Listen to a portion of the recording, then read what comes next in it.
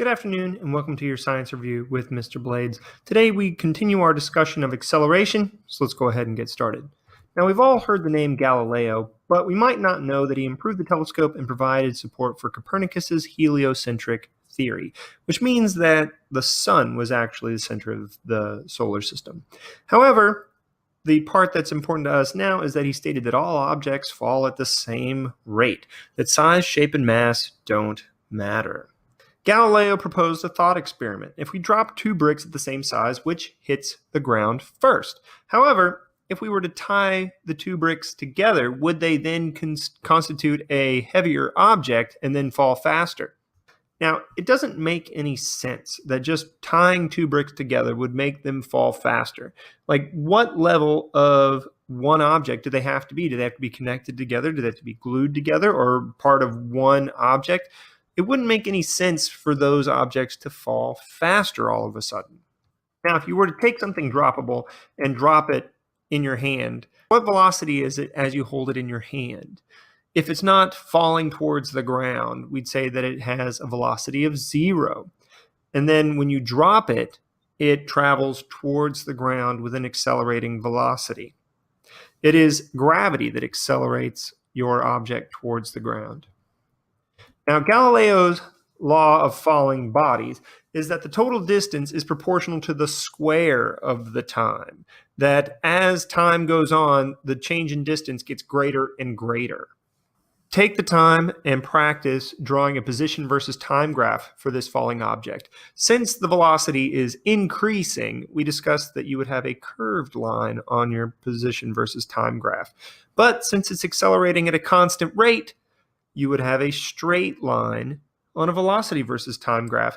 And your acceleration versus time graph should reflect that the acceleration due to gravity does not change. The force of gravity causes the acceleration. Gravity itself is not the acceleration. We use g, the lowercase letter g, in place of a when we're talking about the acceleration specifically due to gravity. G's value is negative 9.81 meters per second squared. Now, it doesn't have to be negative because we don't have to have down as our negative direction, but for the rest of this discussion, we will.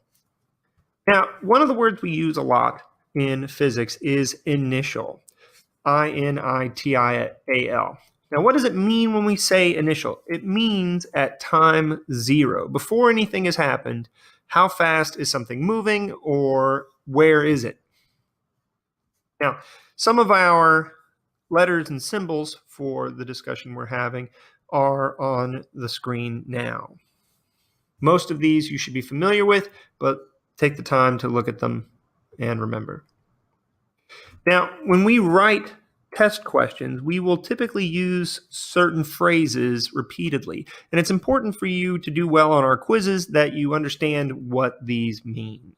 So if we say something like how far, it means find the distance or displacement based on context from the problem. Now, if we say how long, that means we're asking you to find time. Now, from rest or dropped, that means that the initial velocity, unless otherwise stated, is 0. And then falling, unless we say that we're someplace other than Earth, our acceleration due to gravity is negative 9.81 meters per second squared.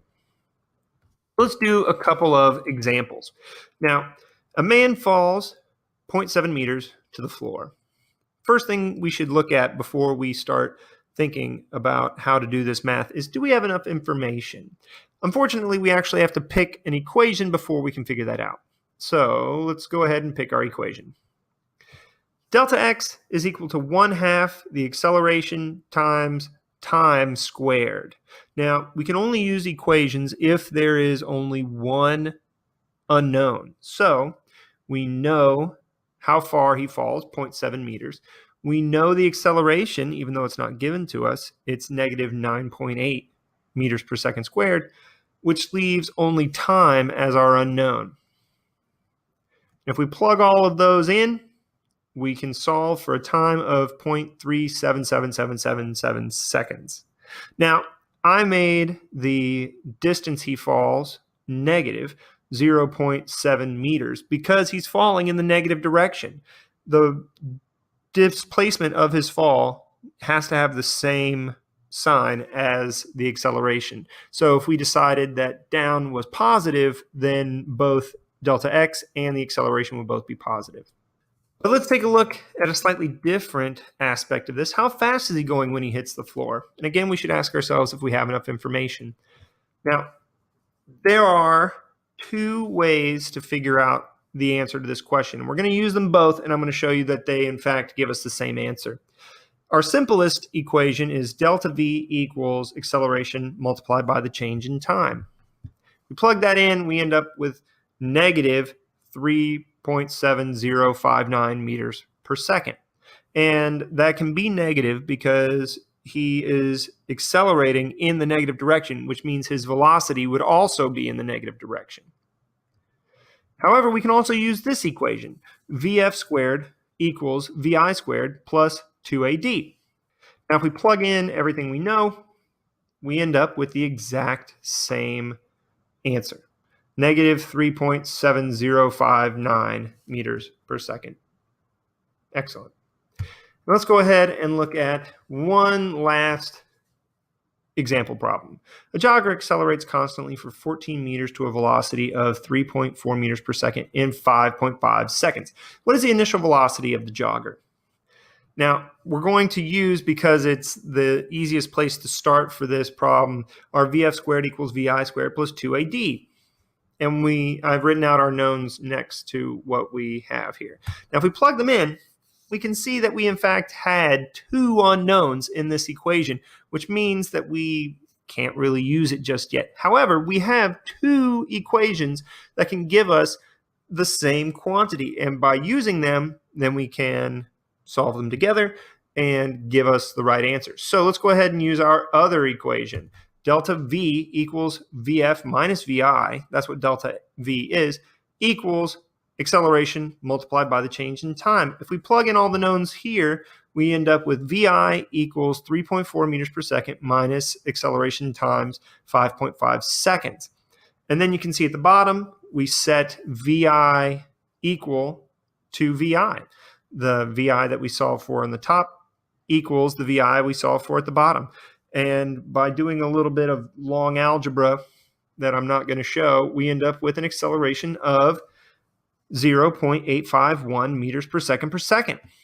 And if we plug that in to one of our delta v equations, we end up with an initial velocity of negative 1.341 meters per second. This actually means that our jogger was headed in the opposite direction at 1.3141 meters per second and accelerated in the positive direction at